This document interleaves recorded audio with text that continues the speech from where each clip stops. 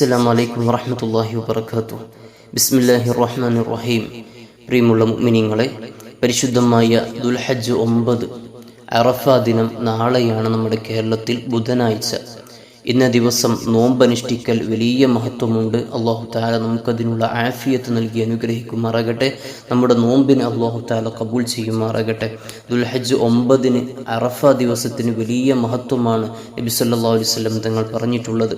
അറഫ ദിനത്തേക്കാൾ പുണ്യമായൊരു മറ്റൊരു ദിവസം അല്ലാഹുവിങ്കൽ വേറെയില്ല.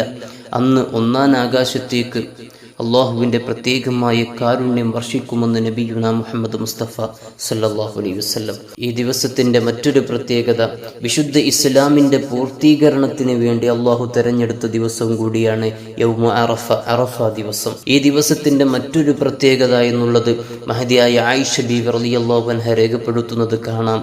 നബി സല്ലല്ലാഹു അലൈഹി വസല്ലം തങ്ങൾ പറഞ്ഞു, അറഫ ദിനത്തെക്കാൾ നരകമോചനം നടക്കുന്ന മറ്റൊരു ദിവസമില്ല. അല്ലാഹു റബ്ബുൽ ഇസ്സത്ത് നരകമോചനം ലഭിക്കുന്ന മുഅ്മിനീങ്ങളിൽ നമ്മെ എല്ലാവരെയും ഉൾപ്പെടുത്തി അനുഗ്രഹിക്കുമാറാകട്ടെ. ഈ ദിവസത്തിന് വലിയ മഹത്വമുള്ളതുപോലെ തന്നെ ഈ ദിവസത്തെ നോമ്പിനും വലിയ മഹത്വവും പ്രത്യേകതകളുമുണ്ട്. അള്ളാഹുവിൻ്റെ ഹബീബ് സല്ലല്ലാഹു അലൈഹി വസല്ലം തങ്ങൾ ഈ നോമ്പിനെ കുറിച്ച് പറഞ്ഞത്, യുകഫിറു സനത്തൽ മാദിയ വൽ ബാഖിയ, കഴിഞ്ഞൊരു വർഷത്തെ അതുപോലെ ഇനി വരാനിരിക്കുന്ന ഒരു വർഷത്തെ മുഴുവൻ ചെറുപാപങ്ങളും അല്ലാഹു തആല ഈ നോമ്പിൻ്റെ കാരണത്താൽ പൊറുക്കപ്പെടുമെന്നാണ്. അല്ലാഹു തആല പാപങ്ങൾ പൊറുപ്പിക്കപ്പെടുന്നവർ കൂട്ടത്തിൽ അല്ലാഹു ഞങ്ങളെ നീ ഉൾപ്പെടുത്തണ റഹ്മാൻ. ഈ ഒരു ഹദീസിനെ വിശദീകരിച്ചുകൊണ്ട് മഹാന്മാർ പറയുന്നുണ്ട്, അടുത്തൊരു വർഷത്തെ കൂടി പാപങ്ങൾ അല്ലാഹു തആല പൊറുക്കും എന്നതിൻ്റെ മറ്റൊരു അർത്ഥം അടുത്ത വർഷവും കൂടി നമുക്ക് ആയുസ് നീട്ടിക്കിട്ടുമെന്നാണ്. അപ്പോൾ ഒരു വർഷത്തെ കൂടി ആയുസ് ലഭിക്കാൻ കൂടി കാരണമായേക്കാവുന്ന നോമ്പാണ് അറഫ ദിവസത്തെ നോമ്പ് എന്ന് മനസ്സിലാക്കി ആരും നഷ്ടപ്പെടുത്താതെ നമ്മുടെ പാപങ്ങൾ പൊറുക്കപ്പെടണം എന്ന വലിയ ആഗ്രഹത്തോടെ നമ്മൾ നോമ്പ് അനുഷ്ഠിക്കണം. അല്ലാഹു തആല തൗഫീഖ് നൽകുമാറാകട്ടെ.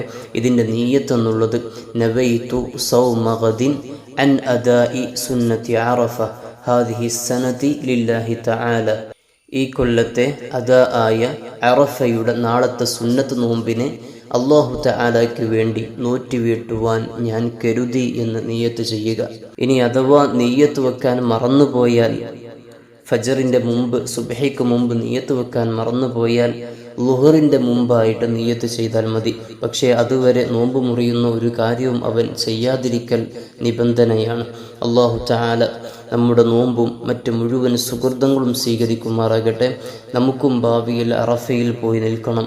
ഹജ്ജും ഉംറയും സിയാറത്തൊക്കെ നിർവഹിക്കാൻ കഴിയണം. അല്ലാഹു റബ്ബുൽ ഇസ്സത്ത് തൗഫീഖ് നൽകി അനുഗ്രഹിക്കുമാറാകട്ടെ. അല്ലാഹു തആല നമ്മുടെ നോമ്പിനെ സ്വീകരിക്കുമാറാകട്ടെ. ഇൻഷാ അല്ലാഹ്. അസ്സലാമു അലൈക്കും വറഹ്മത്തുള്ളാഹി വബറകാതുഹു.